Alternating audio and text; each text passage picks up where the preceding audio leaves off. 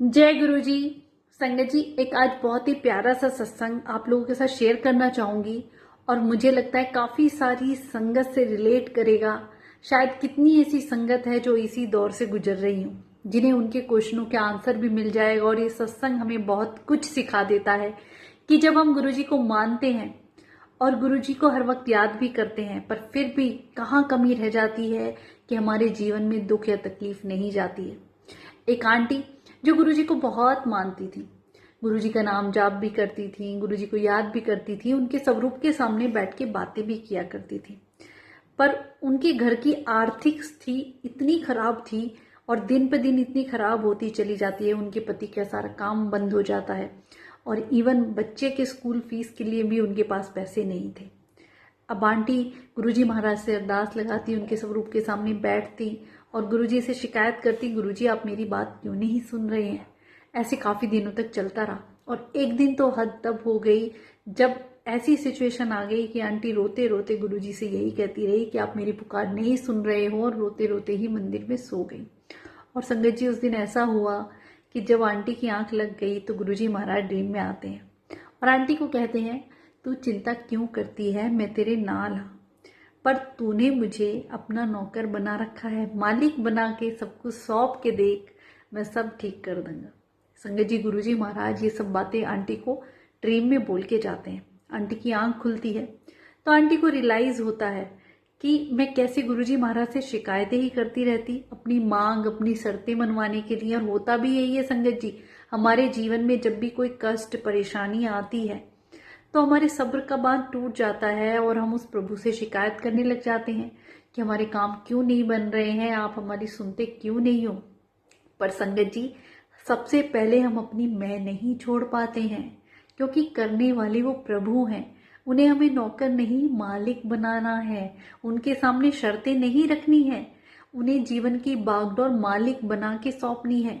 और जब हमारा कोई मालिक होता है तो हमारी स्थिति क्या होती है, हमारी ये सिचुएशन होती है कि जिस हाल में आप रखो उसके लिए भी शुक्राना, जैसा आप चाहो उसके लिए भी शुक्राना, जो आप करो वो भी शुक्राना। हर हाल में जब शुक्राना निकलता है ना संगत जी, तभी हमारे जीवन में गुरुजी महाराज की ब्लेसिंग आती है। क्योंकि जो चीजें हमारे पास होती हैं उनके लिए हम शुक्राना नहीं करते हैं, पर जो चीजें नहीं मिलती हैं उनकी शिकायतें जरूर करते हैं। जब दुख में भी शुक्राना करना सीख जाते हैं तो हमारा जीवन अपने आप चेंज हो जाता है। और यही आंटी ने किया।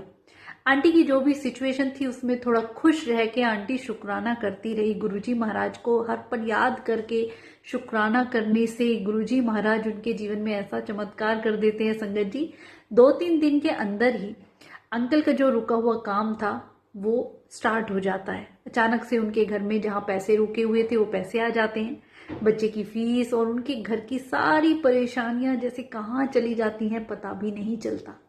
और ये सिचुएशन हर इस जीवन के दौर से हर कोई गुजरता है, चाहे जीवन में कोई भी कष्ट परेशानी हो, फाइनेंशियल हमारी सिचुएशन ऐसी हो, जब हम गुरुजी महाराज से अरदास लगाते हैं ना तो उन्हें जीवन की बागडोर सौंप के देखें और सच्चे दिल से याद करके उन्हें ये बोल के देखें कि गुरुजी जो आपने दिया उसका भी शुक्राना।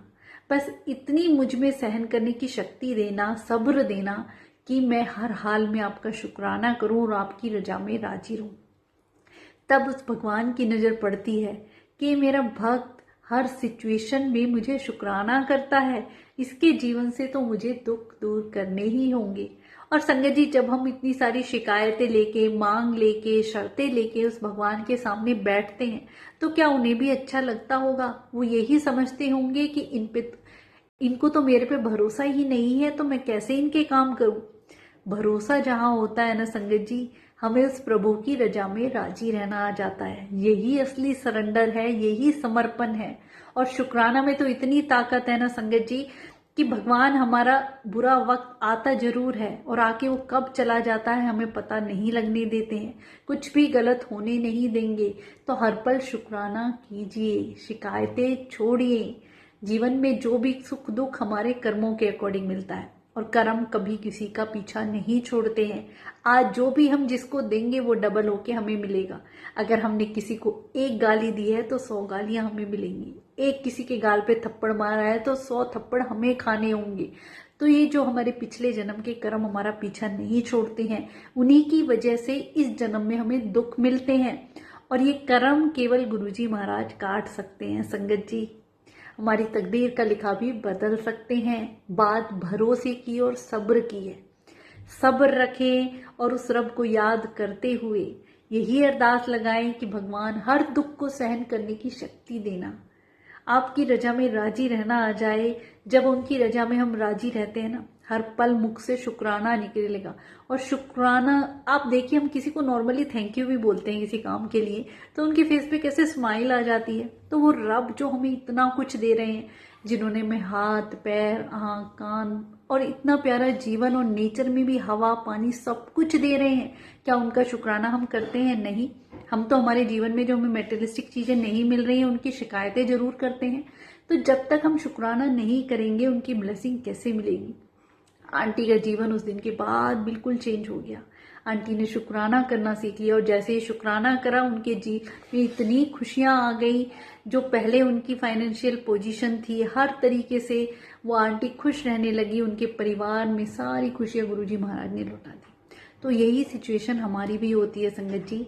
हमें उस रब का शुक्राना करना है।